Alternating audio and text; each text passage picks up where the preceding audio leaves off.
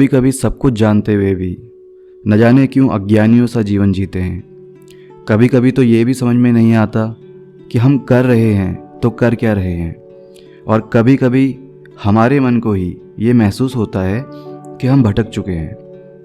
तो सवाल ये उठता है कि करें तो करें क्या, क्या है हमारे जीवन का लक्ष्य।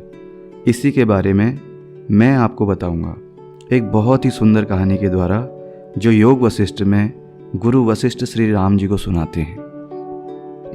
वशिष्ठ जी राम जी को जीवन मुक्ति का उपदेश देते हुए राजा जनक की एक कथा सुनाते हैं। वे कहते हैं, हे राम, ध्यान से सुनो।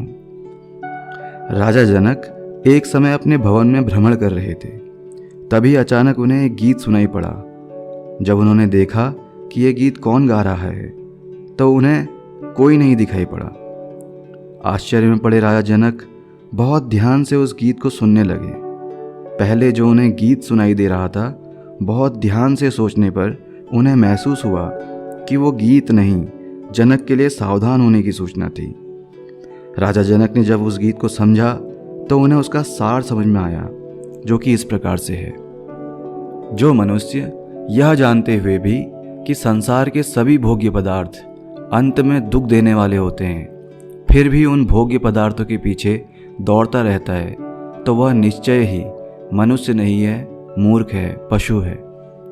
जो मनुष्य अपने हृदय में निवास करने वाले ईश्वर को छोड़ दूसरे बाहरी देवताओं की उपासना के चक्कर में पड़ा रहता है तथा अपने से बाहर ईश्वर की खोज में लगा रहता है, वह तो ऐसा मूढ़ बुद्धि है जैसे कि कोई एक व्यक्ति हाथ में मौजूद मणि को फेंककर कांच के पीछे भागता है।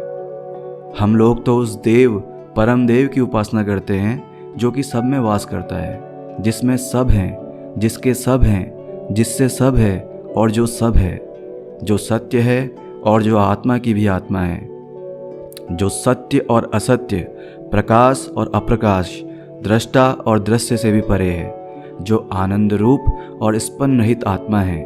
वहाँ पर स्थित होकर सभी वासनाएं पूर्ण रूप से नष्ट हो जाती हैं। इस गीत को सुनकर राजा जनक को बहुत दुख हुआ। उन्होंने विचार किया कि यह अमूल्य जीवन बस यूं ही व्यतीत हो रहा है।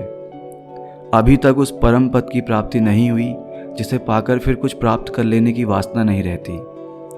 राजा जनक महल के एकांत निवास में जाकर कुछ इस तरह विचार करने लगे कि यह पूरा प्रपंच माया जाल के समान है, फिर भी न जाने क्यों मैं इसमें मोहित हो रहा हूँ। संसार के सारे पदार्थ जल की तरंगों के समान क्षणभंगुर हैं, फिर भी मैं उन्हें प्राप्त करने की वासना करता रहता हूँ। और इससे अधिक मूर्खता क्या हो सकती है कि जिन वस्तुओं में सुख हैं वे सभी दुखों से मिश्रित हैं, फिर भी मेरी उनमें आस्था है।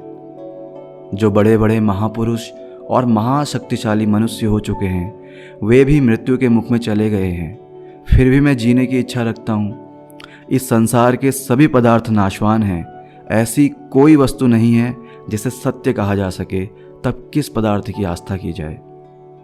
ऐसा कोई भी पदार्थ दिखाई नहीं देता जिसे प्राप्त कर लेने पर फिर किसी वस्तु को प्राप्त करने की इच्छा न रहे, फिर भी एक के बाद दूसरे, दूसरे के बाद तीसरे और न जाने कितने वस्तुओं को प्राप्त करने की वासना का शीघ्र ही हृदय में उदय हो जाता है। जो वस्तु प्राप्त हो चुकी है उसे सही से उपभोग भी नहीं कर पाते कि मन उससे विरक्त होकर दूसरे पदार्थ की ओर लग जाता है।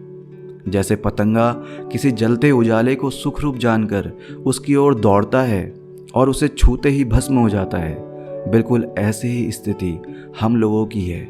यह सारा जीवन इसी प्रकार की मृत तृष्णा के पीछे दौड़ने में समाप्त हो जाता है। सभी सत्ताओं के सिर पर असत्ता नाचती है। सभी सुंदर और रम्य पदार्थों के अंदर कुरूपता और अरम्यता छुपी होती है। सभी सुखों का परिणाम दुख है। तो बताओ फिर कैसे किसी पदार्थ, किसी सौंदर्य और किसी सुख की इच्छा की जाए। जितनी संपत्तियां हैं वे सब किसी न किसी रूप में आपत्तियां ही हैं।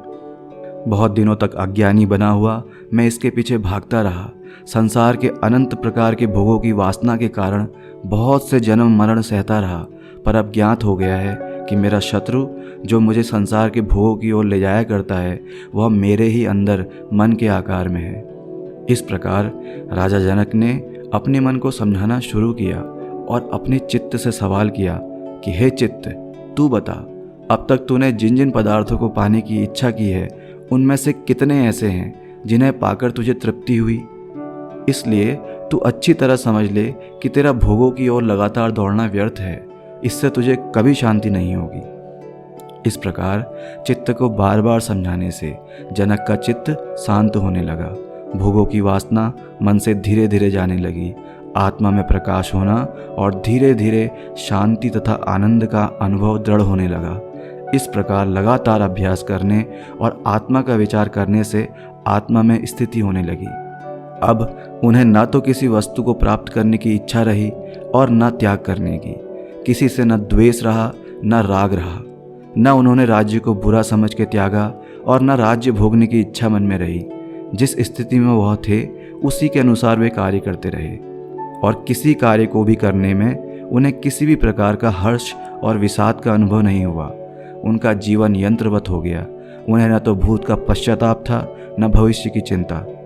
ऐसे राजा जनक राजा होते हुए भी ब्रह्म ज्ञानियों में श्रेष्ठ समझे जाते थे। दोस्तों, आशा करता हूँ ये वीडियो आपको अच्छा लगा होगा। अगर अच्छा लगा तो आप लाइक और कमेंट कर सकते हैं। मिलता हूँ अगली वीडियो में, तब तक के लिए धन्यवाद।